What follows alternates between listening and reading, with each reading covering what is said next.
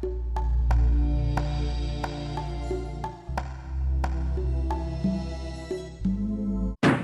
going to bring to order the meeting of the Bicycle Pedestrian Advisory Committee of Monday, July 11th. Rebecca, you want to start with roll call? Oh, I'll start with a salute to the flag and we'll come back to you. How's that? Okay, thank you. Salute to the flag. Pledge allegiance to the flag of the United States of America, to the republic for which it stands, one nation, under God, indivisible, with liberty and justice for all. Thank you. Rebecca, you want to do a roll call? Oh, yes. I don't usually do the roll call for your meetings. Let me open up the page that has your list of members. Okay. Unless Chris or RJ want to do it. Oh, here. No, it's good now. Okay. Committee member Bartlett. Here. Committee member Garza. Here. Committee member Longinati. Here. Committee member Madden. Committee member Nofziger. Vice Chair McPherson. Here. And Chair Ravazio. Here. Thank you. Okay, we'll move on to the next item, which is the oath of office. We are reappointing to two new two-year terms, excuse me. Kirby Bartlett, Cheryl Nongelati are both here. Thomas Nofziger is not here, so we'll just do Cheryl and Kirby, I guess. And who's doing the oath of office? I'm going to do the oath of office. Okay, you should have your certificates in front of you. And we'll do them at the same time, and you can just repeat after me. And then I'll arrange to do the oath of office for Thomas Nofziger when he's available, and we'll get him sworn in before your next meeting. And thank you for your service. I state your name. I, Kirby Bartlett, do solemnly affirm that I will support and defend the Constitution of the United States. That I will support and defend the Constitution of the United States. And the Constitution of the State of California. And the Constitution of the State of California. Against all enemies, foreign and domestic. Against all enemies, foreign and domestic. That I will bear true faith and allegiance to the Constitution of the United States. That I will bear true faith and allegiance to the Constitution of the United States. And the Constitution of the State of California. And the Constitution of the State of California. That I take this obligation freely without any mental reservation or purpose of evasion. That I take this obligation freely without any mental reservation or purpose of evasion. And that I will well and faithfully discharge the duties upon which I am about to enter. I will well and faithfully discharge the duties that I'm about to enter. Congratulations. Thank you for taking another 2-year term and for serving our community. And I'm sorry that I can't be there in person to congratulate you. Thank you. Maybe the crowd here wants to applaud. Maybe not. Okay. Okay, just all you have to do is sign the copies. The original is yours to keep with the gold seal on it, and then return the 2 color copies to Chris or RJ, and I will keep those. Okay. Great. Well, thank you for signing on for 2 more years. And we're now going to move to open time for the public regarding items that are not on the agenda. So it's time for the public to speak about items that are not on the agenda. We don't have any members of the public in the meeting room. Are there any participants who wish to speak? Click the raise hand button if you'd like to speak, if you're in the attendees list. Okay, and I don't see any, so we're going to continue on. We'll close public comment. Move on to our first business item, approving the minutes of the January 20th, 22 meeting. First off, are there any questions or comments from committee members regarding the minutes of the meeting? Bob, I think at the bottom of page 3 of the minutes, it says the BPAC made comments that included the ability of MCDS to accommodate 140 vehicles on its property, and queuing is an abuse of the town's right-of-way. and creates a dangerous condition. Those were my comments. I don't know that they were adopted by the BPAC, so probably the minutes should reflect it as solely my comments. Okay. Any other changes? If not, can I get a motion? I move that we accept the minutes as corrected by David. Okay, is there a second? I second it. All in favor? Aye. Aye. Wait, do I have to do a roll call, Rebecca? Oh, yeah, I think she's off. We're not going to do a roll call. Okay. Okay, I think we're all right. Sounds good. I'm going to risk it. Okay. Item 5, committee member reports. Are there any committee members who have a report they wish to make? No? Okay. I have a couple of questions, Bob, not a report, but question. For staff or? Yeah, for staff. Why don't we, well, are we going to do We can do it at the end. Yeah, why don't we do it at the end? Okay. Yeah, that's probably the best way to do it. Okay. I think this, I should probably make a comment because this was a meeting that I had with our town manager, Todd Cusimano, and RJ Succo after the last presentation on the Paradise Drive project, Complete Streets project. They allowed me to come in and using the large screen, were able to provide me with resolution that was much larger than what was available for me when we watched that last presentation on Zoom. So it allowed me to get a better idea of how the engineers were hoping to lay out alternatives. And it also gave me an opportunity to apologize because I had used some intemperate language in saying that the presentation was an utter failure, which I wanted to make sure was not a reflection on Public Works, but just simply was my frustration at not being able to see any detail as to where the path would be located and how it could possibly accommodate the queue. So that was an important meeting for me, and I hope clarified my frustration rather than the inappropriate use of saying that it was an utter failure. That's all. Okay. Any other committee member reports? Okay. Kirby, no. Okay, hearing none, then we're going to move on to discussion. 6A, review Complete Streets checklist for Paradise Drive Complete Streets prior to OBAG grant application. RJ, is this you? Chris is going to take it away from here. Okay, great. Yep. Okay. Just pull that up. Okay. So there were some developments since we actually created the agenda, but as of the end of last week, MTC actually rescinded the new rule that required project sponsors to fill out the Complete Streets checklist prior to applying for ATP or OBAG grant funds over $250,000. And I also included reviewing the checklist with local BPACs. So we are not going to go over that checklist because we actually don't need to fill it out anymore. And I think to further that, I mean, we also don't know if a checklist is going to come back in a revised fashion. So it was just a lift that we decided to defer for that reason, not to evade just because we can. So yeah, MTC is still making modifications to it, and I think they got a lot of pushback from other agencies because there wasn't a ton of time to present that to their local BPAC. So and so yes, regardless, we're going to continue with our OBAG 3 grant application for the Paradise Drive Complete Street project. And the project will comply with the town's complete street policy.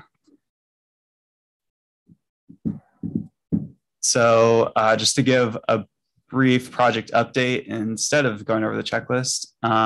So we're still reviewing comments from the last public workshop. And we had a 2-week period after the workshop where we had emails coming in. So, and we're going to use those comments to shape the project scope and update alternatives. The town We'll be meeting with various stakeholders to refine the design based off that feedback as well. BKF and WRA environmental consultants are going to begin the environmental phase of the project using the current draft alternatives. And staff will target a discussion on the various road elevations alternatives with the town's flood board at one of the 2 upcoming meetings. The project team will target a follow-up public outreach event next fall. 22. Yeah, in 22, excuse me. Any questions on item 6A? The meetings that you mentioned are for invited participants, I take it, and not separate from the public that will happen in the fall. Is that?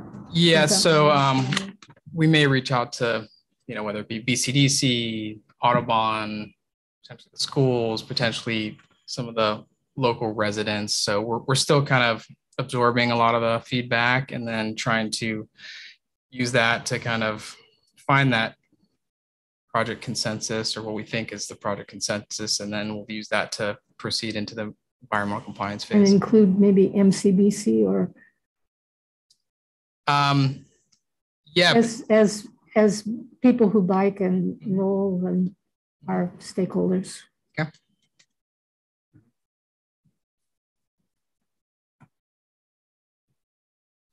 Any other questions from David?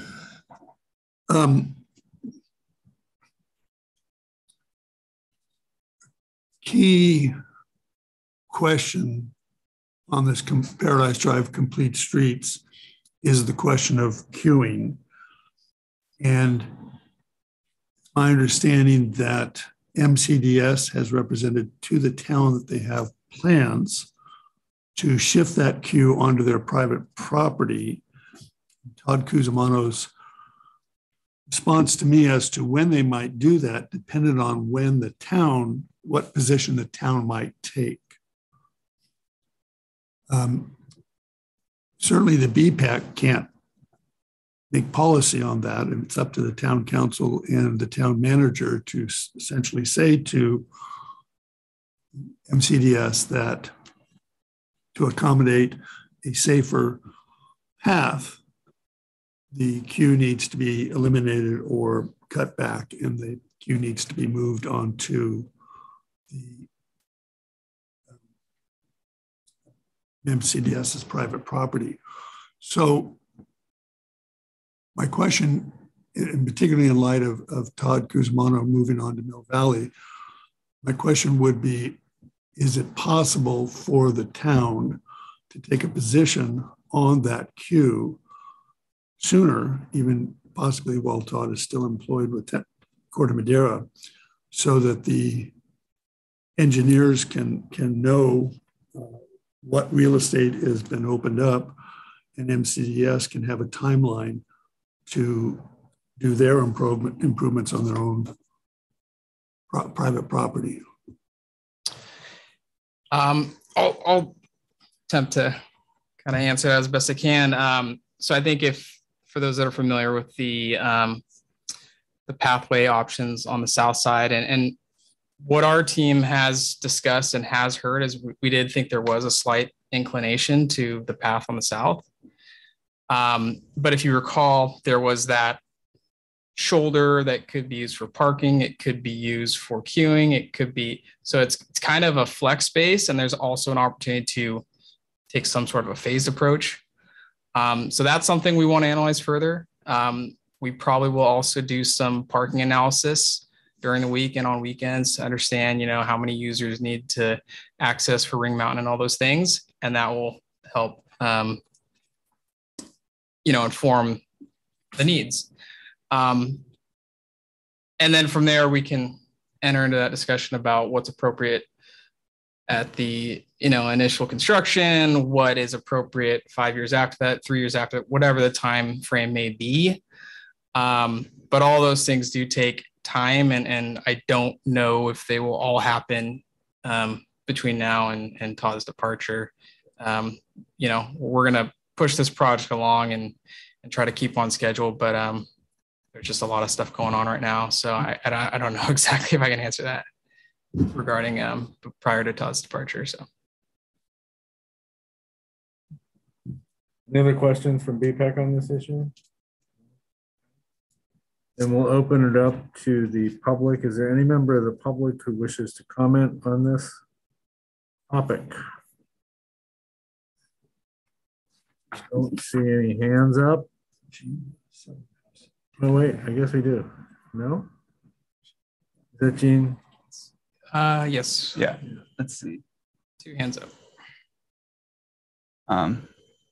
Okay, we can start with Gene. Hi, good evening. I'd like to request that the Safe Routes to School Arts for Corte Madera task force be one of the stakeholder groups that's consulted, and I'd like to be sure to be invited to that. I think, as you know, I've been working on that task force for 10 years, and we have a great interest in this segment, so we are a stakeholder. So could we be invited, please? Are there any other public comments? Wait, looks like Wells? Warren Wells, yeah.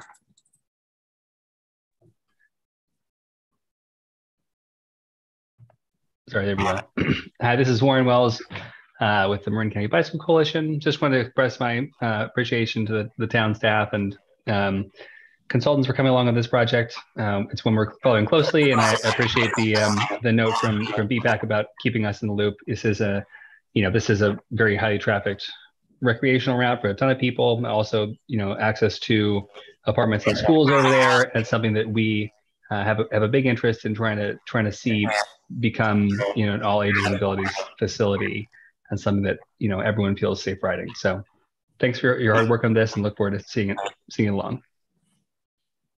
Hey, thank you. I don't see any other hands up. So, am I missing anything, RJ? Nope, that's it. Okay. So then I will bring it back to the BPAC for comments. Does anybody here wishes to comment on this topic?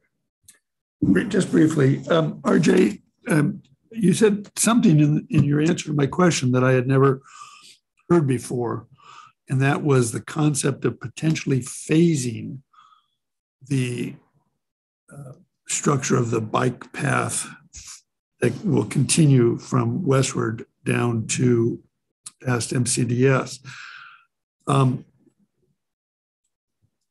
Guess I'd had it in my mind that if it's engineered to accept a queue, then that's kind of the way it's going to be in virtual perpetuity. And that's why I'm so opposed to the queue. I would like to have a bike path, pedestrian path that is protected by landscaping and other facilities that really would make it safer, which would eliminate the queue. So my comment is, maybe it's partially a question too, is in your own mind or the engineers' minds, are they thinking about phasing it so that it would accommodate a queue for a certain number of years, and then possibly the queue would go away and that would turn into landscaping or other protective barrier for the path?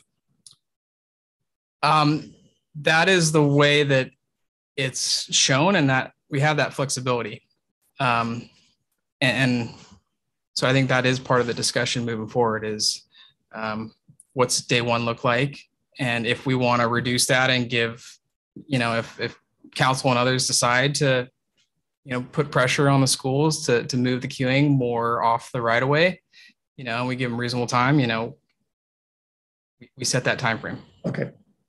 Thank you. And then beyond that, it's a discussion of, does it just get signed and striped so that it's not used for queuing, or does it, to your point, turn into something that's a little different and some sort of other barrier? I don't know that a robust landscaping that involves irrigation is necessarily the ticket, but it could be something else that provides that buffer if that's the direction we want to go. Thank you. Any other comments? from the feedback on this topic? No? I'm just curious as to traffic volume on Paradise on that segment. Offhand, do you know that? I don't have it off the top of my head, but we could pull that. Okay. Anyone else? Well, Kirby says no. Okay, hearing none. We will close this item. It's not an action item, and we will move forward to bicycle-friendly community designation, 6B. Okay. Here we go. So yeah, item 6B is bicycle-friendly community designation.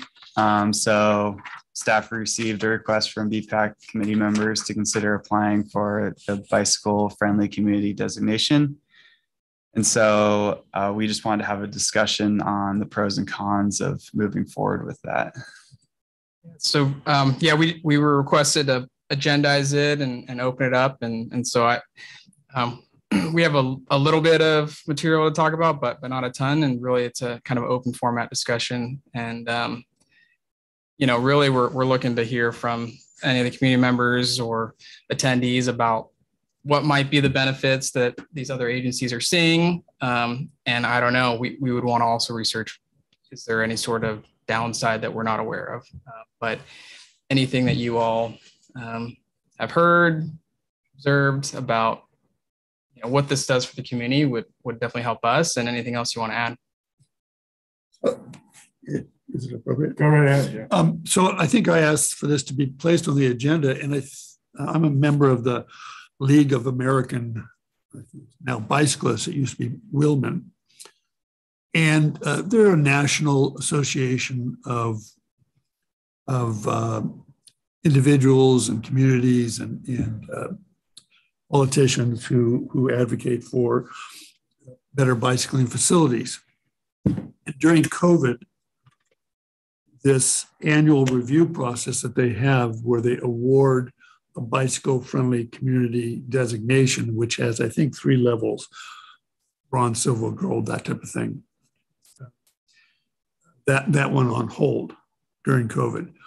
So I got a notice that they have now reopened it, and the checklist and the packet on how to do it is available. It's not a simple process. I mean, it really takes some hours. And so that's one of the downsides, is that it would be time for staff, hopefully, where we could take the laboring or some members on the BPAC to help complete the checklist.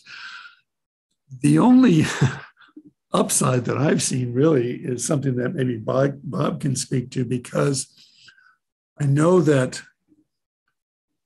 certain businesses, and particularly real property related businesses, like to be able to say this is a community that has been recognized nationally as being bicycle friendly and the following reasons. And so if you're looking to relocate your business, or you're looking to buy a home in the area, it's something that business professionals can kind of hang their hat on.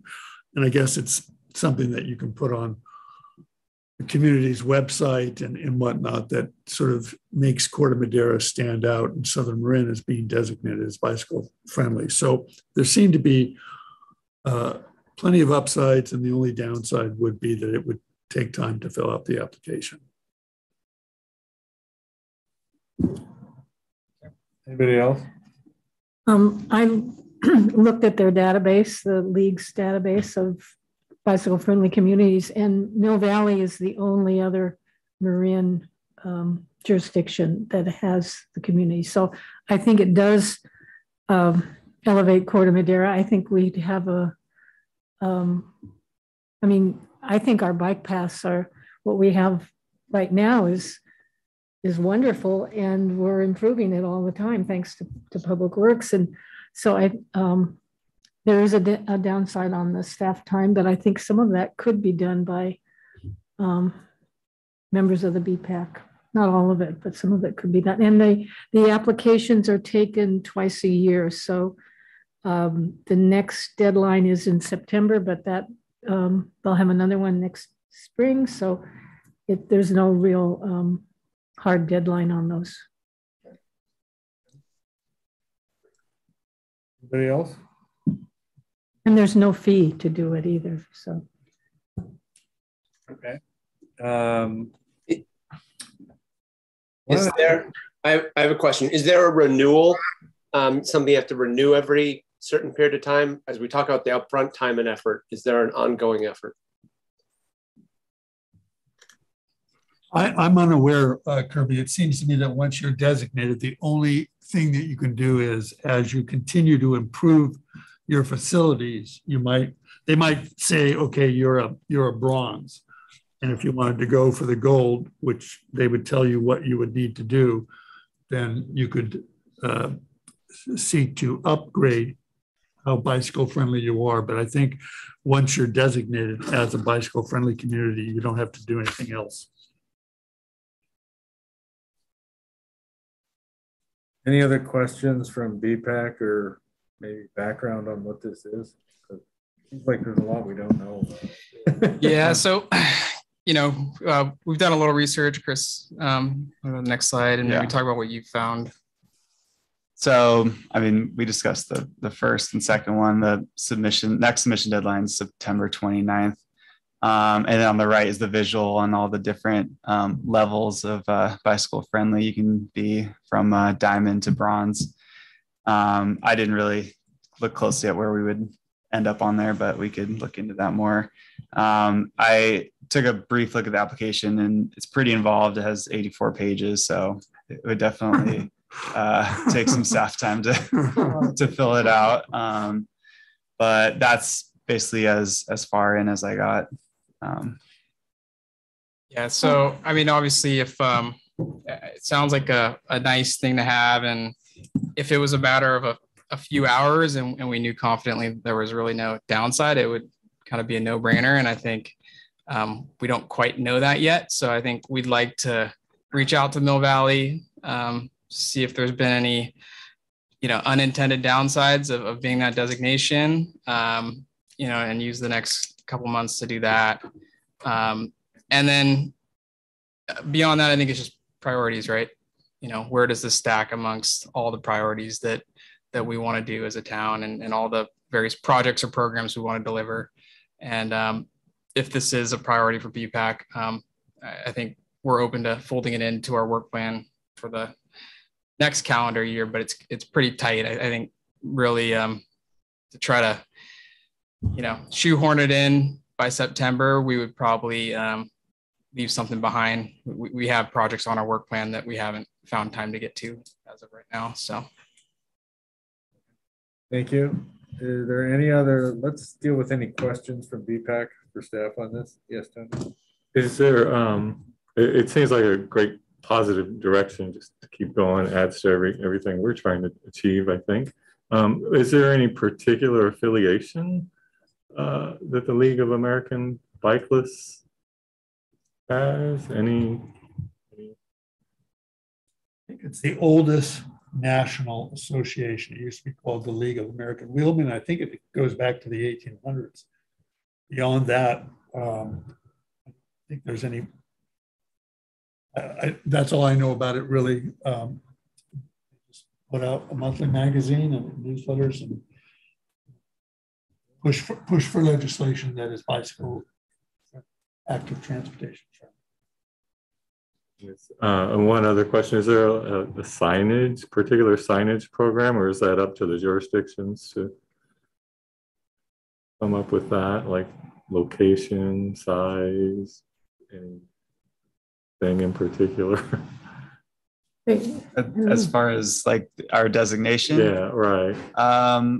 I didn't see anything on their website, but I'm not sure if that's like a requirement. In their database, they have a sheet for each town that this is Mill Valley's sheet, and it gives their results. Like if you want the average gold city that gets the gold standard, they have high-speed roads with bicycle facilities, at least 35% of those, or 35% of the mileage. Mill Valley had 100%. So it shows the rating so people can pull this out. And they do have a logo for the program up there in the corner, but I don't know anything about signage. Well, thank you. Yeah, it could be something, if there's a sign, we could put it at the entrance to town. I think that would be kind of neat. Are there any other questions from BPEC? Okay, if not, then we'll open up to the public. Are there any public comments on this? I don't see any hands up on my screen. Okay. Looks like Warren Wells. Warren Wells. Okay. Yeah, I just wanted to answer one quick question. They do offer signage. I've seen it around. Mill Valley has signage for like with the logo of the bicycle friendly community. I think on the Mill Valley Sausalito Path somewhere. I don't have any other comments besides that, just answering that question. Okay, thank you. Any other members of the public? If not, we will. Oh, looks like Patty has her hand up. Okay. Allow her to talk. You can just unmute yourself.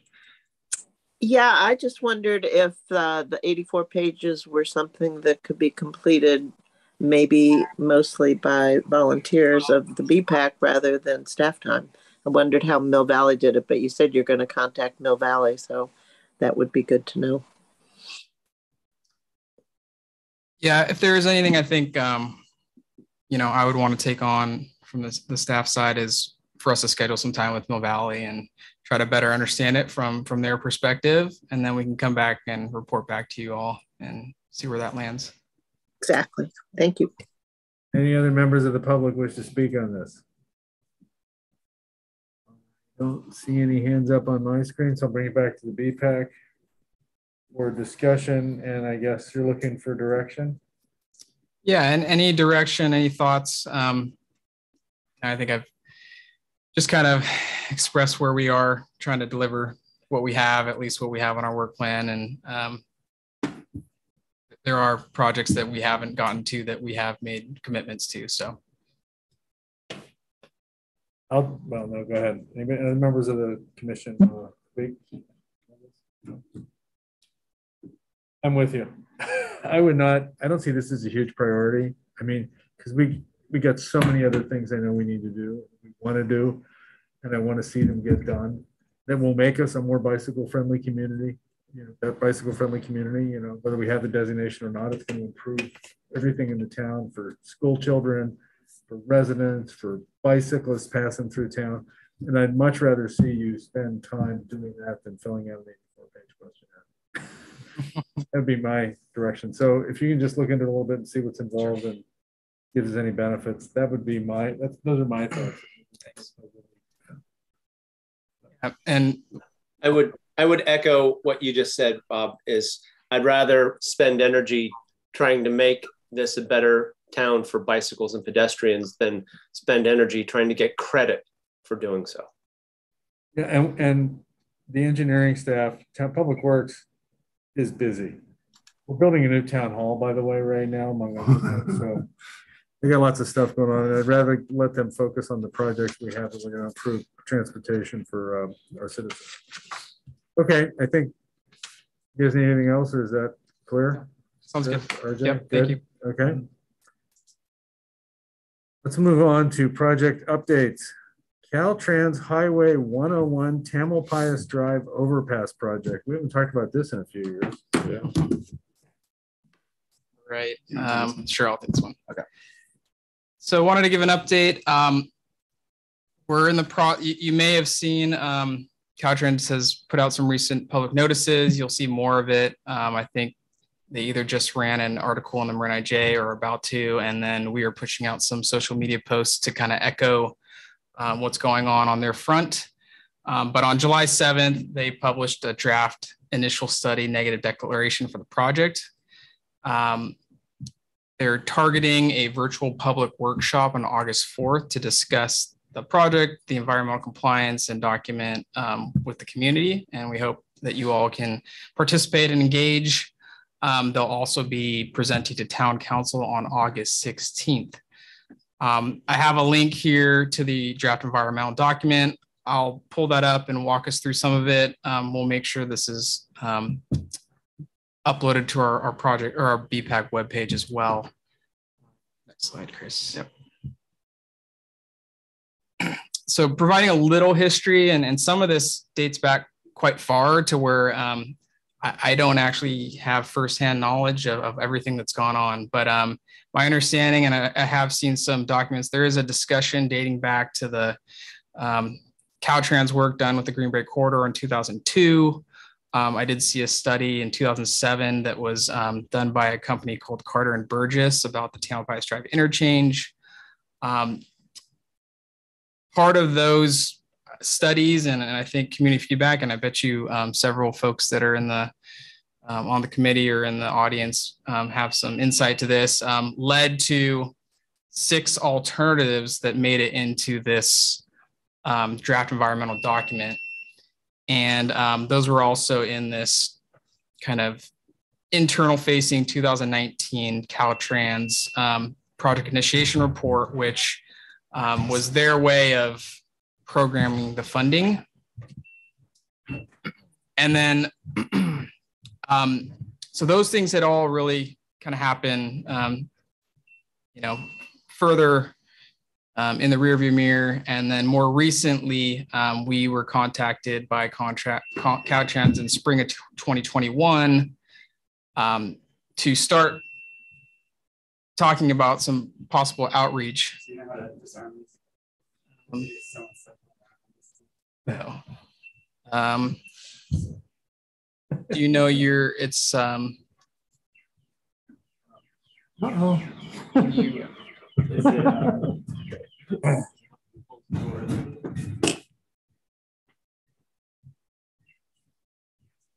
We're having a temporary break in the meeting because we apparently have a break-in, so. Oh, it's been solved.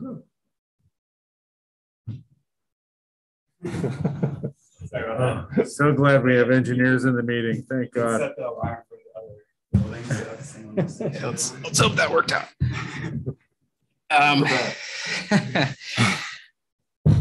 So I mean, I'd love to hear about you know, some of these other pieces, whether how we got to 6 alternatives, but in the end of the day, we have 6 I think reasonable alternatives, and they're being analyzed in this environmental document.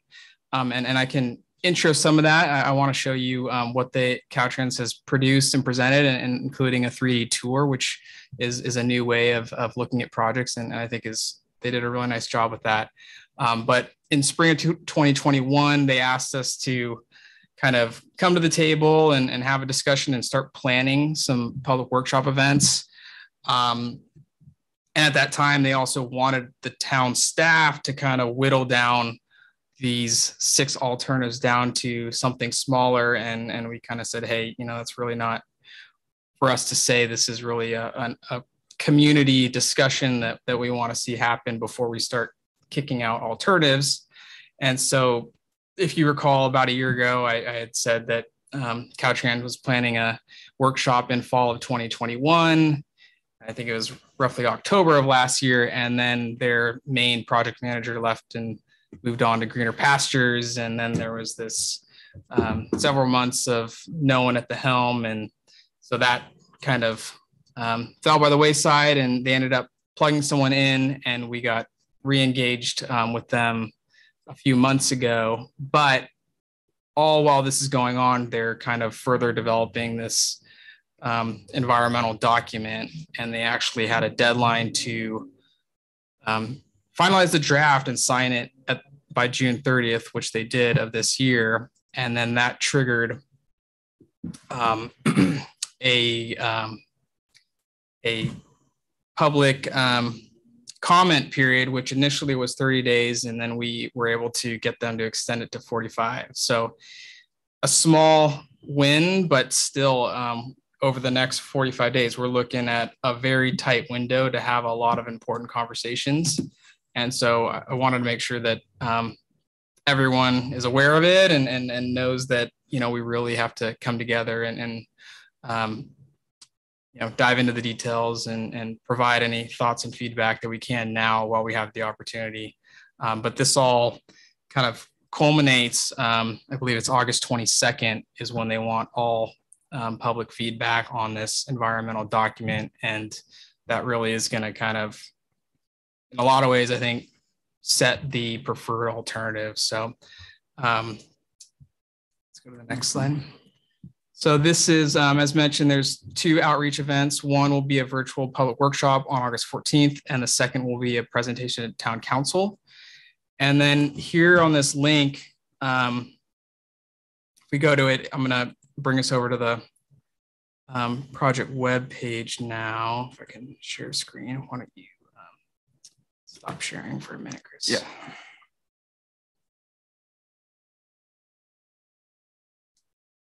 Wanted to.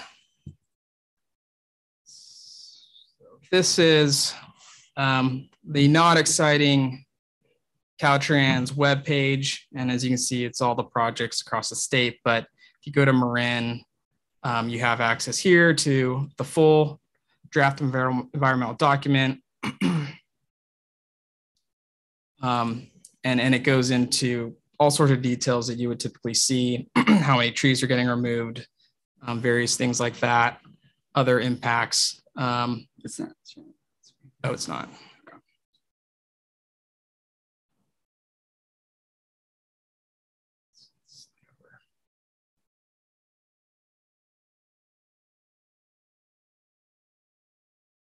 So it's a 140-page document, but this is the details that I think are important to review.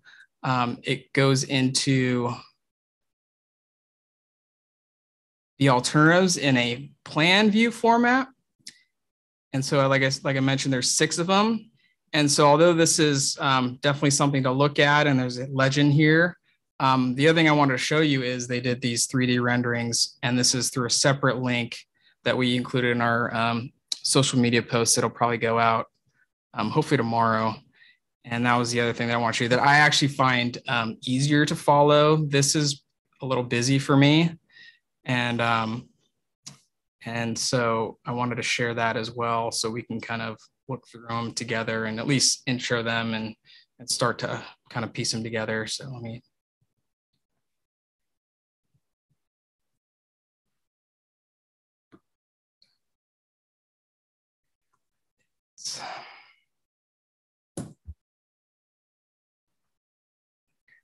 So here, so this is the kind of 3D tour they're calling it. They're not calling it rendering. So this would be your kind of existing condition here looking north. So Macy's here on the right-hand side, Town Center here on the left. And then these are how they've named the various alternatives: 2A, 2B, 3A, 3B, 4A, 4B. So here it shows, and you can zoom in. You know, they have the green bike lanes, and you know, we can. The idea today isn't to go in and drill down in all of these, but just kind of orient everyone.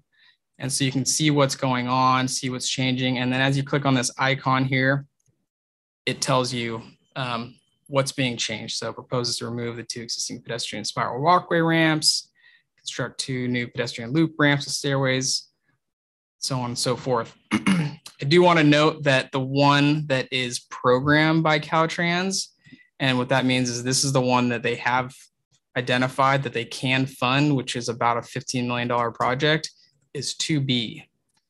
And so here they've listed as programmable. So this is something they potentially could build in 2025 based on their funding and their overall objectives for the project. But we still have to go through the process, and potentially if the process takes us a different direction, there could be a funding shortfall. So in the environmental document, it does list costs. So it's important to also see those. But something that would probably be considered more of the deluxe option is going to fall in one of these, I think, 4A or 4B options, where you end up with a, so again, Macy's on the right, Town Center on the left. It's more of a multi-use path on the north side. and you have a continuous sidewalk on the south. And so, but this is more of a $25 million project, whereas the other ones are closer to a $15 million. And in discussions thus far, Caltrans has said they have the funding for the 2B project and not necessarily something else. So how that all shakes out is to be determined, but nonetheless something to be aware of and consider. But I think it's important that everyone still go through the process and look at all the details and make constructive feedback, and hopefully it ends up with us in a much better place than we are now. And so other than that, yeah, I just wanted to share this, put it on everyone's radar as far as schedule, and then make sure you have access to the information. And then along the way, staff is here to help get answers to questions that we can't answer, and just represent the town as best we can, knowing that this is a Caltrans-led project, and we're going to have limitations on how much we can call the shots on.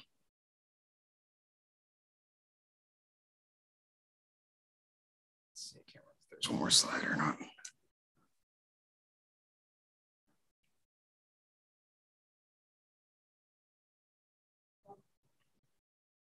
Can you put that back up again for a second? Which one? The 3D? When you just had. Yeah. Sorry. Sure. This one.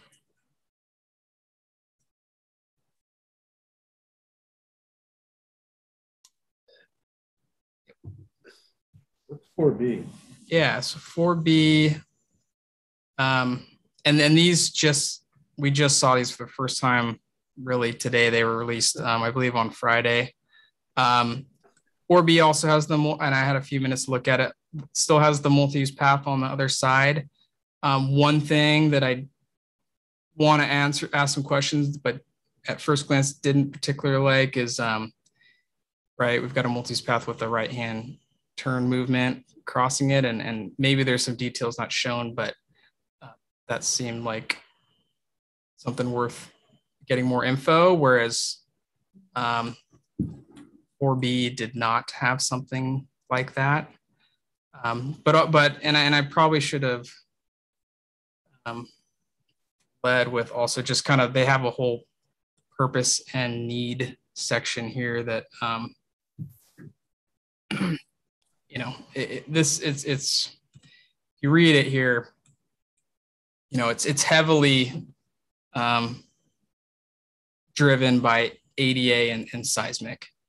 Obviously they want to improve other facilities such as bicycles and as well, but it's really an ADA and seismic driven project from what I read on their purpose and need.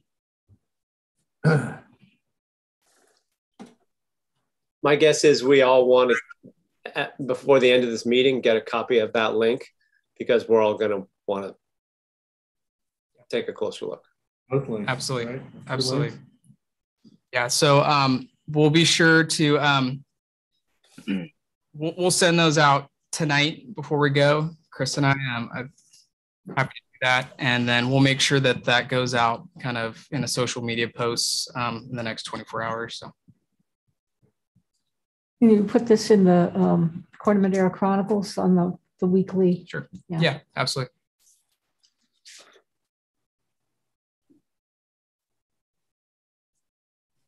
Anything else, RJ? Or no, we that's basically it. It's going to be a interesting dynamic, right? We're kind of in the passenger seat or in the back seat, but at the same time, we're gonna have to live with whatever gets built. So as town staff, we want to, fight and push for what the community wants as best we can. But I think at some point there's going to be a discussion of costs and funding shortfalls, and it's a big number. So we're going to have to, I'm not exactly sure how that's all going to go. So. Questions from BPEC? Questions or I just had a quick one. So this started, as I recall, with the fact that the overpass is sinking, right? And it has to be redone every few years when it rains. Well, I'm sure it is seeing, we've seen that, especially on the approaches where they drop off. And that may be one of the reasons, but I think just ADA in general, it's got a number of ADA deficiencies, and it's a very strict legal thing that they need to comply with. And so that's probably one of the bigger reasons. And then seismic, that I didn't read it, but that link showed potential of like a catastrophic failure in a seismic condition. So those are two things that are going to bring the project up to funding levels. I just remember because we had a public works director before you who said that was a big problem, and we had to repave it every few years. We're getting a lot more rain now. It's on marshy ground. Yeah. But it looks like basically they're willing to do what they have to replace what's there. And we had proposed or had suggested larger schemes. They're just saying we'll replace what's there. If you want to do more than that, you're gonna have to come up with the money.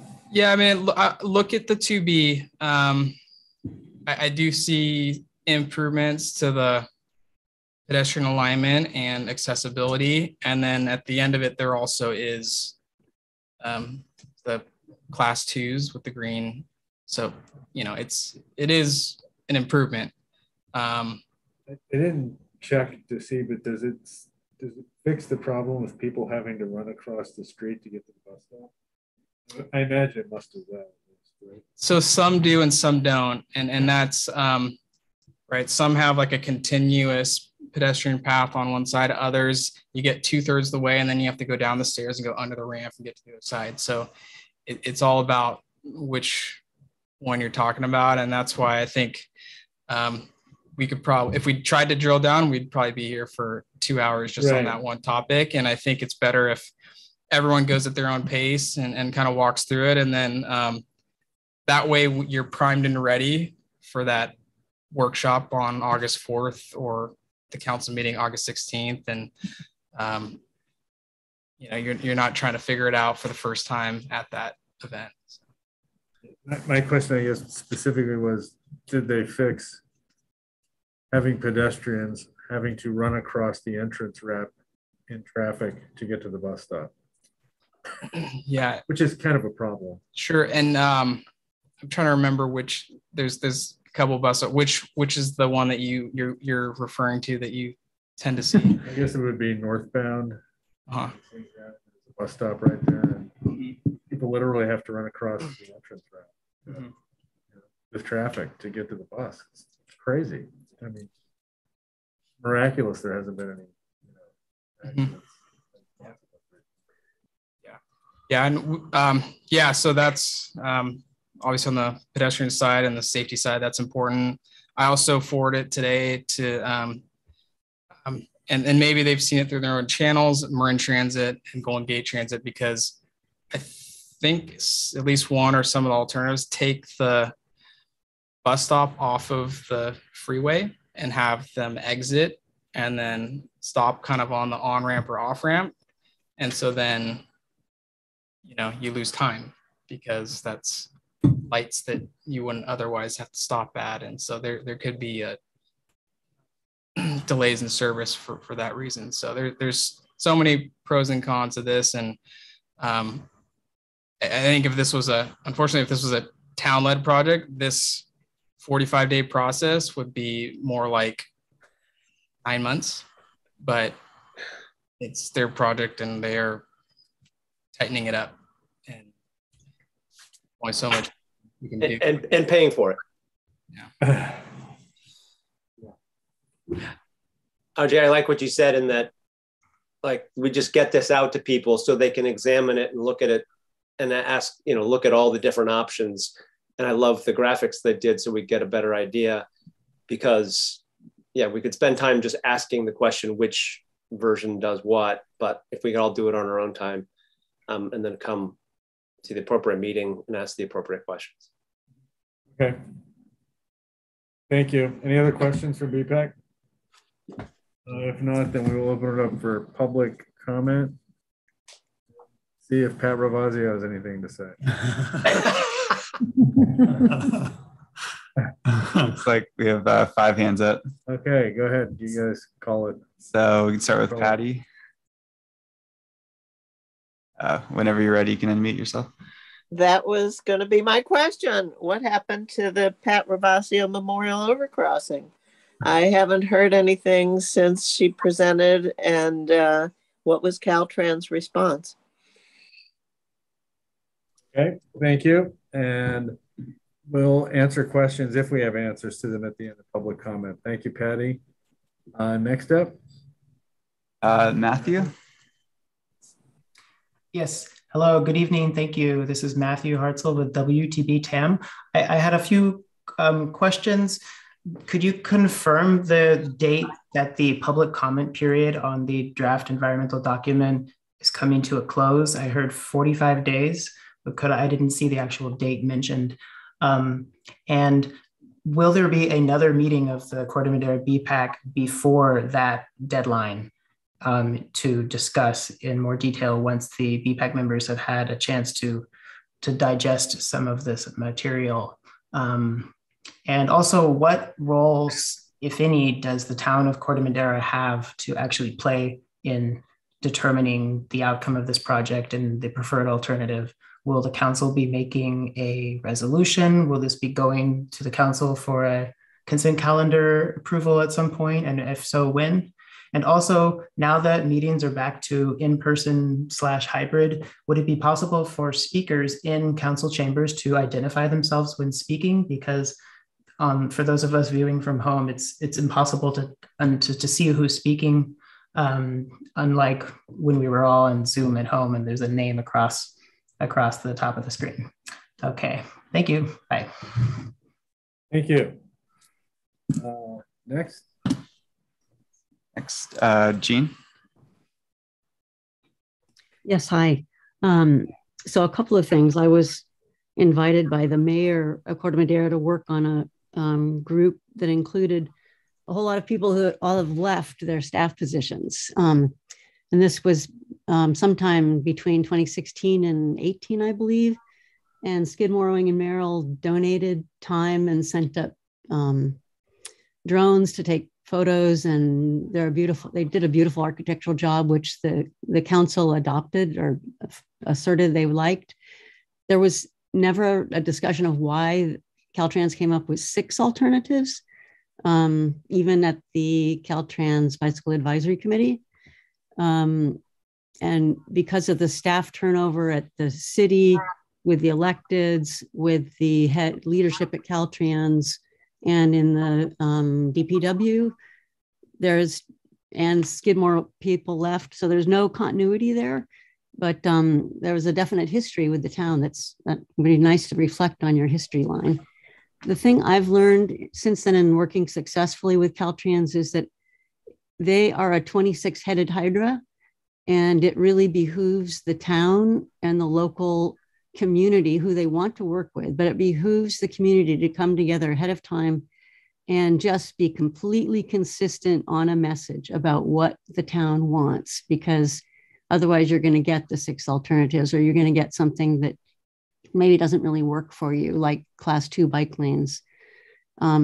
The purpose of those meetings was they were going to spend $8 million. And the outcome of those meetings was that they said, well, maybe we can do the class 1 path that Skidmore, Owing Merrill wanted, but we think we need to do a seismic upgrade. And that was so that more money got into the shop for this project. So there's actually a much bigger allocation. I thought it was 21 million allocation in the shop for this project. So if the town, it seems to me the town really, it would be great for the BPAC to meet before August 4th workshop and have some ideas about what we would like to see. Thank you. Jane. Next up. Okay, Pat Ravazio. Hi there. Thank you to both Patty and Jean for bringing up the really beautiful pro bono work that was done by Skidmore, Owings and Merrill, which is one of the preeminent architectural firms on the planet right now. And luckily, the head of design had a child who he was trying to get to ride his bicycle to school. And it was because of that that he got the entire company to take on this project. And they provided a lot of input into Caltrans. And I think the 4A and 4B are probably the ones that come closest to delivering the concept of a really seamless pedestrian and bicycle passageway across that overcrossing. And I just hope that our town and our council and the BPAC will all push for really doing this right, because it is the key intersection, the key area that connects both sides of our town. And doing it right will facilitate that connection, not only between the two shopping malls, but between the Bay Side and the West Side. So I hope that we are doing some work right now. And if you need any help, you have volunteers ready and raring to go to look at where could there be other funding sources to get us up to the standard that I think we all want. I think everybody responded really positively in the community to this High Line inspired, Class A pathway across the 101. So let's just find a way to make it happen. I really don't think anybody's going to say, no, let's do the cheap version where we still have to go downstairs in order to get across. So I hope that BPAC will be a real proponent of doing it right and maybe spending a little extra money and finding out where we can get that money from. I understand Joe Biden passed a big infrastructure package, so maybe there's money in that for pedestrian and bicycle improvements. And let me know how I can help, because as you have seen, I am happy to jump in there with both feet. Thank you. Thank you. Is there anybody else who wishes to speak on this topic from the public? I don't see any other hands. I don't see any. Okay, then we'll close public comment and we'll bring it back to staff. There were some questions. So you guys taking notes, so yeah, you have some answers. Yeah, so so let's start with the easy ones. Yeah, the public contract or public comment period closes on August 22nd. And those comments need to go directly to Caltrans. So there's a couple different options through that webpage that we'll send a link to. There's a way to do that electronically. On the screen you're looking at right now, there's an email address, or you can also send it in via mail. So I'm aware of those at least three options. There is hard copies also available at Corte Madera Library and Larkspur Library if you want to look at that versus the digital version. I don't believe there is any council action being asked by Caltrans. I mean, I think they might want it if it was favorable and kind of in line with what they want to deliver. But they haven't, in anything I've seen, prepared a resolution or anything for council to adopt or sign off on, and that's for the August 16th meeting. So not to my knowledge on that one. I think there was a question about other alternatives, and I'm guessing from what I heard from Pat Ravazio, that was because I've heard of a number of different alternatives not included in these 6 over the years. There were some that were not connected to the overpass, and so I didn't know if we were talking about those, but I think sounds like the one that so on the ones that not connect to the overpass, they don't solve the ADA problem for Caltrans. So I think Caltrans is going to have a hard time funding a new one that's not connected to the path unless they can solve the ADA challenge of the existing one. So that's a little bit of thought or insight into that. But maybe I missed the rest of the question. And yeah, as far as another BPAC meeting, it's tight. right? So it's already mid-July. So I don't know what everyone has in mind on that. But yeah, I mean, August 4th is 2 or 3 weeks away. So.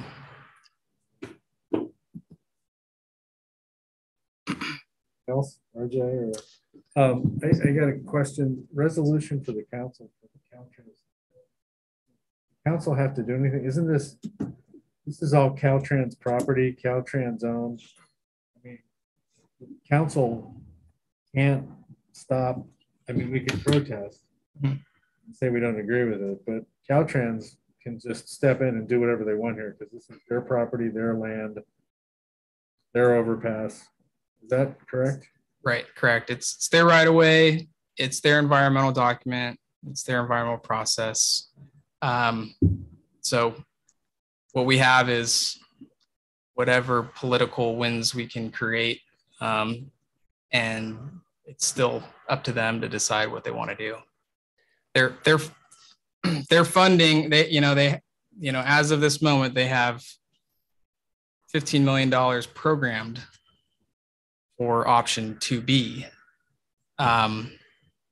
which is 9 or 10 million shy of the 4A and 4B options, which are the more kind of deluxe multi-use path options. So, and thus far they've said they don't have funding beyond that. And I don't know if that's if there's gamesmanship on that or what, but that's what they're saying. Okay. Then I'll bring it back to the BPAC for comments, thoughts on what we should be doing next. And I see Kirby, you got your hand up. So Kirby. Yeah. I just wanted to, I guess, make a comment and have RJ kind of confirm what I've heard. As it seems to me from Caltrans, this is being driven by, there is a pedestrian overcrossing that probably is not seismically, that needs some seismic upgrading. And I've noticed it over the years that on either side, right, it's just sinking. And so they have to fix that. And in fixing that, the only way, if they fix it, they're going to have to address the fact that the ADA is outdated. And that needs to be fixed. So their hands are kind of tied. In order to seismically upgrade the bridge, they have to address the ADA thing, which is the ramps need to be longer. And those are the two boxes they have to check. And that's what's driving this, not the fact that we do have some other options that we have proposed that we'd like them to consider, but the driving is seismic and ADA. Is that correct? Yeah, that sounds correct.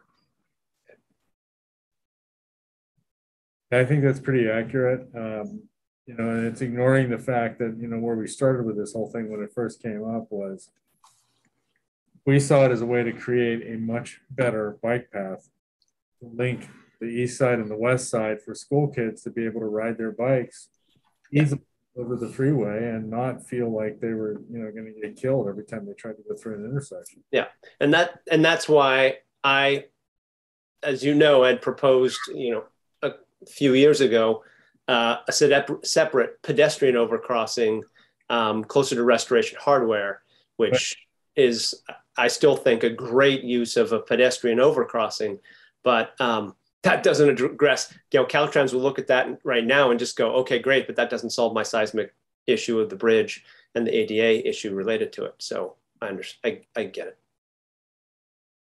Right. Any other comments from BPAC members? Go ahead, David. Go, David. All right. Despite Caltrans not asking for a resolution, they are presenting alternatives. So at the August 16th council meeting, if there is a preferred alternative, which is the more expensive path, would it be appropriate for the town council to vote on and pass along that there's a preferred alternative? I'll have to look into that. I mean, I think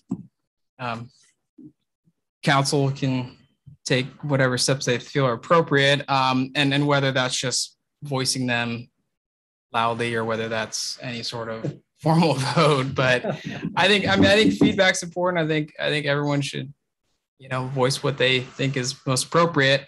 And I think trying to understand what Caltrans is going to come back with also is important, because they're going to say, that's great, but we represent the whole state. And so how can we justify giving you $10 million when we're not giving it to XYZ city? And so we should be prepared for that.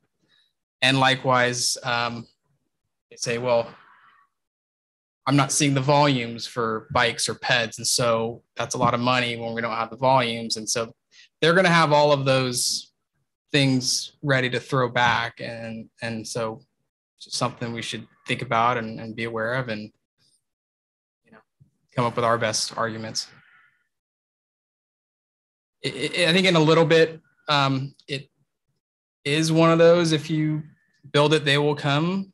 I mean, I don't see a huge number of bikes or peds using it. I'm not saying people don't, but what I see on a daily basis is, I don't know, less than 100. And to them, that's probably not a big number. Well, yeah, go ahead. I mean, that's because I live pretty much in the middle between north-south, between either using Tamalpais or Warrenham. And unless I'm really in a rush, I'll use Warrenham because it's safer. So that's, That's really our experience as well. My whole family, and particularly my daughter, is now closing in on 16, and she works in the village. So she comes down Tamalpais Drive, and she will normally go over to Warrenham to get to the village to go to work. But if she's in a hurry, she's told me she's gone up and over the overpass, and she's frightened by it. She doesn't like interacting with cars going past her at 45 miles an hour. It's tough, and then you got to make that left-hand turn into the village, and people are trying to go right, and cars are, it's really dangerous. No question. Yeah, on the bike to school day, we always did Warrenham. It was much farther away to do that, but that's the only safe way. Sure. Yeah, I think if we as the BPAC want our council to have a clear notion, I mean, I think they're looking at 6 alternatives. That's a lot. And so I think it would be helpful if we could develop some consensus about those alternatives. And I don't think we can outside of having a meeting because of the Brown Act. I mean, we really can't talk to each other in any way. You can talk to one person, and that's, so I know you, and I'm not sure we need staff time to do that. I mean, can we have a BPAC meeting without staff so that we're not burdening DPW? As terms of attending a meeting, that's not a challenge. And so, we can attend. It's whether there is a big production and lead up into it. But if all the information is here and we're just discussing it, then that's, those are two different things. Yeah, I agree, Cheryl. I mean, that's what I was thinking. If the BPAC can carefully study all of the renderings and amongst ourselves have a forum and a preferred alternative, that preferred alternative is communicated to the town council and the mayor.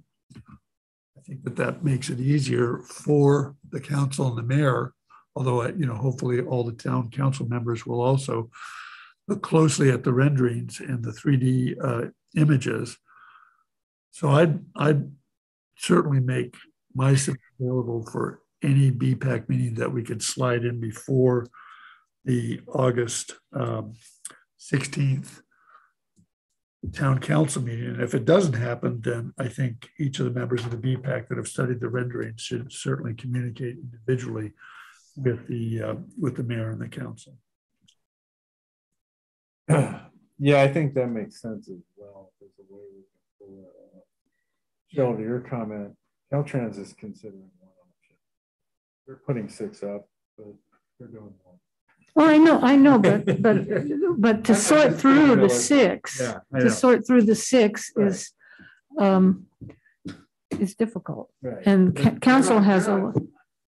I've dealt with them long enough. They're not going to do more than they have to.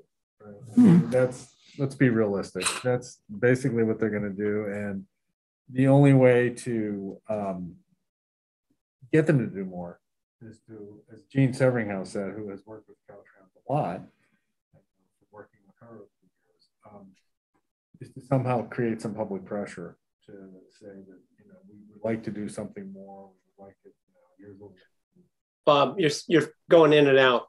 Oh, sorry. Maybe I need to move closer to the microphone. Sorry. So, yeah, I think the idea of having some kind of meeting and minimizing staff, you know, time, but maybe, I guess if we sent out the alternatives, you know, with easy access for the public and staff and BPAC members so that everyone had time to go through it. And then presentation, I think, would just be a really brief, here's what the 6 alternatives are, you know, a couple of minutes on each one. Tell everybody, do your homework before you come to the meeting and get the public involved and see if the public wants to comment and see what kind of public comment we get behind it and see if we can maybe get some consensus and direction over what we would like to do based on that. And maybe then take that, you know, take that to the council and say, here's what we'd like to do. You know, we've been working on this for years.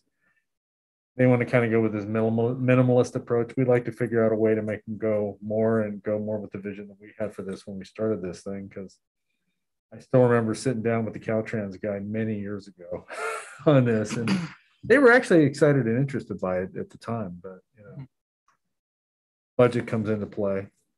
And then, so maybe we can at least, then if we get some consensus, we can tell them in the meeting, we'd prefer to do this other plan and see what they say, which maybe then you got to come up with $10 million, or maybe it's, you know, we'll come up with 5, you come up with 5, or let us go back and figure it out. But I don't know, does that seem like a reasonable?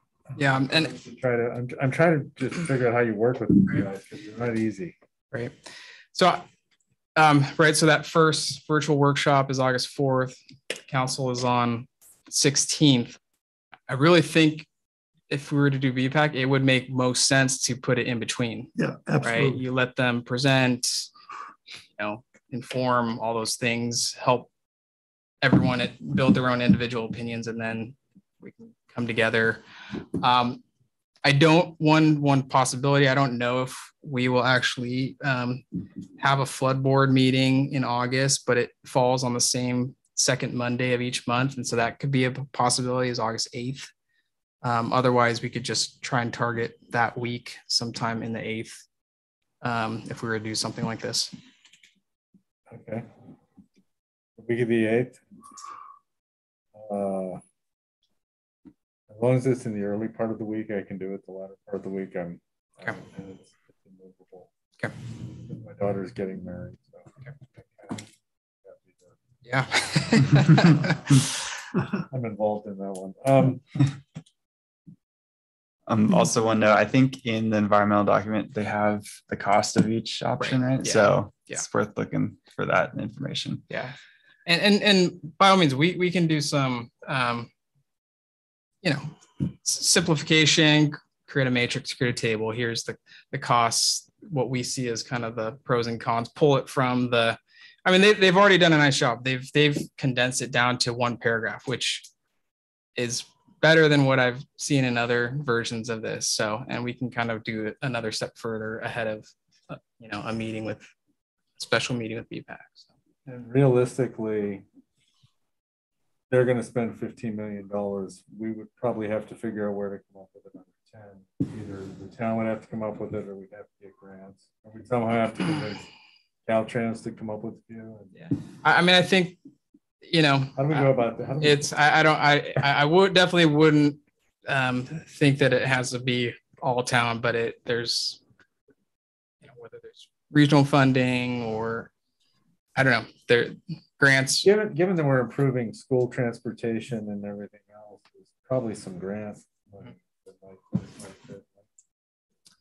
And you can probably tie it into flood control somehow, since it's over a flood zone, and they're improving the flood aspects of this thing, improving it seismically. There's probably some angles there. Yeah, we'll definitely explore. You've always been able to figure that out. I would think that if 25 million were totally out of the question, they would have eliminated that option already, maybe. The 4A and 4B. I don't know. So I'm still holding out for it. You're right. I've never seen it happen, but so is it fair to pencil in if we're not, and we'll try to get a quick answer on this in the next, hopefully by the end of the week. A preferred date is Monday the 8th if we're not doing a flood board. Otherwise, we shift to Tuesday the 9th. Yeah. All right. So we'll take that back and try to find out if we're going to have a flood board or not. I appreciate you guys doing this, because I know you're just so crammed right now, but this is the time frame on this is so compressed. I think it's the only way we can have an impact on it. But I would also add, when you think of big projects that BPAC or transportation or whatnot will face in Corte Madera in the last 10 years or the next 10 years, this is pretty big. This would be high visibility. Yes. Yes. Everyone, including people in cars, like everyone is impacted. So to give this the time and attention, even if it is compressed, is something I think we have to do. Okay. Yep. Together on this? Yep. Yeah. Anything else? Yeah, okay. great Great. idea. Okay. Thank you very much. Yeah. Staff, and thanks for all the additional time you're about to put in on this. Move on to Mariner Cove Sidewalk Replacement Project. More mundane topic, I'm sure, but important nonetheless. Yeah. The last two items are both parts of the Sidewalk pilot program. So this one is the Mariner Cove Sidewalk Improvement Project. So as part of strategy number 4 of the pilot program, the town has created a project that's partially paid for by homeowners. So we have agreements with everyone involved. And the project includes removing trees that are uplifting the road and sidewalk, and then replacing damaged curb gutter and sidewalk around Mariner Cove. So if you live in that neighborhood, I'm sure you've seen the contractor out there, and project is actually getting close to being complete, but they said it'll be definitely done by the end of July. So any questions on that one? Any questions from BPAC? Just generally, since this is some of the first actual construction, about how many lineal feet, how many homeowners, what's it been like to work with the contractor? Has it been smooth? Has it been time consuming for public works? I don't have the exact numbers included in the project, but I think as far as all the 4 strategies go, this one probably was the most time consuming for staff, just because we're having to work with each individual homeowner and then also bid a project and work with a contractor. So it puts a lot of extra work on us, whereas some of the other strategies, for example, the individual one, the homeowner hires a contractor themselves and we just meet with them one time and, approve it. So in that sense, this one, it has been more time, but at the same time, we're getting a lot done all at once. So yeah, you've met, most of you have been introduced to Dimitri. He's doing a great job. He's our recent assistant engineer hire, but he had to meet with 80 homeowners individually, right, over the course of 3 months, right? And that was just to start the process. And then on the back end, they're building it, and he's going to be sending letters and working out reimbursements and that sort of thing. But that's the order of magnitude. It's about, I think, 80 folks were at least interested, and then probably 2/3 of them proceeded with the project. So I guess it's not a question. I'll wait for comments. Any questions? Any comments? Public wish to comment on this topic? Don't see any hands up. Do you guys? Okay, then we're back to the BPAC for comments. So I know the town council passed this as a resolution and there were the alternatives. I'm just thinking out loud that if there was a way for homeowners associations to sort of take the initial laboring oar to communicate with all the homeowners and sort of let them know that this project or this is available to them, and they need to interact with the homeowners association, who will then coordinate with public works, so that the engineer doesn't have to meet with all the individual homeowners. I'd love to see that happen for future neighborhoods. Yeah, no, I mean, I will say, I think we have had great volunteers and support. And I'm not saying 80 meetings in some way that makes it frown on the program. I think it's overall a very successful project. You know, we're basically, there was only one or two people that really should have been in the program that chose not to, but we're, you know, Mariner Cove is a big neighborhood, and it's kind of being addressed all as this one project. So I view it as a success, and if it means 80 meetings, it means 80 meetings. And that's fine. But I appreciate the looking out for staff time. Yeah. And from what I've heard, members of the public are thrilled. Anyone who's actually, you know, experienced and done through it is ecstatic. So for what it's worth. We always consider that a big positive. And in reality, I'm not sure that, so, you know, if you guys recall, we broke the town into 10 zones. If I had to guess, this was always going to be the zone that had the most interest and most projects. I don't think the other ones are going to have 80 folks. It's likely going to be half that or so. So this is the one that has subsided the most, right? Yeah.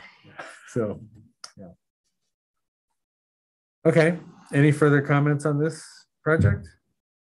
Okay, then we'll move on to 7C 2022 road resurfacing. Yes, so this is our paving project this year. And so the Sidewalk Pilot Program strategy number 2 was to replace sidewalks as part of our CIP project. So, and then also as part of it, we're required to install ADA curb ramps at all the intersections. So yeah, the visual on the right is all the roads that are included in the project. So we went through and we have to build the ADA curb ramps, but we also went through and just found where sidewalks have been uplifted or damaged by trees. And so we've indicated those to be included in the project. So all that work will be part of the project. And I think it's currently being advertised and we are on schedule to start in August. So usually the first order of business is tree removal and replacing concrete work. So, and there's, yeah, I missed that first point. There's 24 roads included, all in East Corte Madera in that project. Thank you. Yeah. Any questions from BPAC for staff on this? Do any of the streets have sharrows currently, or are any of the streets appropriate for sharrows? It doesn't strike me that those are the streets, but I'm just wondering out loud. I don't believe we have any included right now. Most of them are residential. So yeah, right now we don't. But so we do have, we did go through a traffic calming discussion with folks that live on El Camino or in that neighborhood. There were probably at least 3, maybe 5 kind of neighborhood meetings kind of going through how to slow speeds. And there were various strategies that were identified, and those are included in the project. Looking at the rest of the list, I mean, I think the only other one that might be a candidate would be Madera del Presidio, right? And so we can look at that, and by all means, we're open to feedback on that. If those who are familiar with the street think there's enough volumes or benefits to it, we can definitely consider that. But that's the one that jumps out at me as a potential. I live in that neighborhood, Minero del Presidio. My inclination is it probably doesn't need it. There's a pretty big sidewalk and pedestrian path. And for the aggressive riders that want to ride the street, there isn't enough traffic, cars that can easily go in the opposite lane and pass with plenty of space. That I haven't ever seen it be an issue or a thought in my mind. Thank you. Any other questions from BPAC? Okay, if not, then we'll open up for the public. Is there any member of the public who wishes to comment on this? My screen. Yep. Over there. So we'll bring it back for the BPAC for any comments on this project. Yes, Cheryl. This and also this project and also the sidewalk project are really, really important. I know people who walk in that area in East Corte Madera, and I actually was out there one time around dusk, and I saw these two figures coming toward me. They were like dressed like Martians with lights all over them, and there were two women out for their evening walk, and they were in the middle of the street because they didn't find it safe on the sidewalk. So this is really important, and I really thank you guys for following through and doing this. Thank you. Cheryl, any further comments? Okay, then we're done, and we'll move on to 7D, I guess that is. I should put my glasses on. 8, sorry. Future agenda items. Are there any? If I could, Chair Vazio, add a 7D, and it's really just to introduce one of our newer staff members here, Jake Horwath. So he's would have had him introduced earlier in the schedule had we put it on the actual agenda, but we're lucky to have him. I don't know, Jake, you want to say a couple words about where you where you worked prior and kind of what you're working on now? Thanks, RJ. Yeah, so went to school, civil engineering background. I worked at SFO, a couple projects there, and through COVID at SFO, it was kind of a crazy spot to be, and jumped on board. And now really helping out with the town hall project, project manager over there, and helping out with Chris and RJ along the way here. You'll see me a little bit more with BPAC, avid cyclist, like to ride a lot, coming from the city and usually commute on my bike. So that's it for me. Great. Welcome. Jake, J-A-K-E. Jake, how do you spell your last name? Horwath, H-O-R-W-A-T-H. Welcome. Thank you. Welcome, Jake. RJ can always use more help, I'm sure, right? He's got plenty going on. Thank you for doing that. So then now we can move to 8. Thank you, Chair Rossi. Yep. Future agenda items. It just comes down to a special meeting on the 8th or the 9th. Sounds like it. With a single agenda item. Sounds like it. Yep.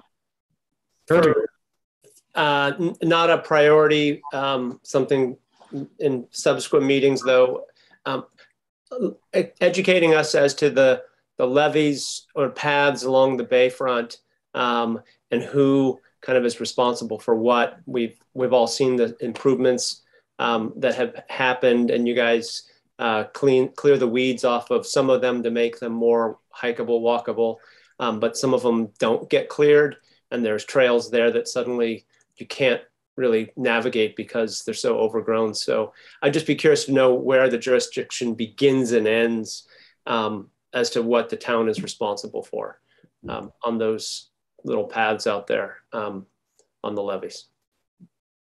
Thank you, Kirby. Any other recommendations for future agenda items? No? Okay. Well, then if not, then I think we're, oh yeah, go ahead. I have my question. Oh, my question, yeah.